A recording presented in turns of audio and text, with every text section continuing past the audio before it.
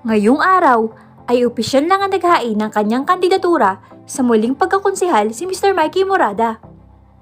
Bagamat wala ang asawa nitong si Alex dahil sa kanyang trabaho, ay full support naman ito sa pagtakbo ng kanyang mister.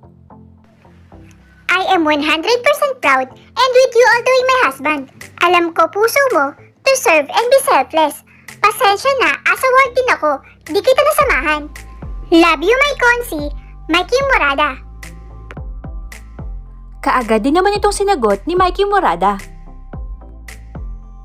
Thank you, my wife.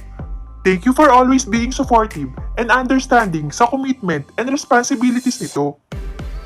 Love you, Alex Gonzaga.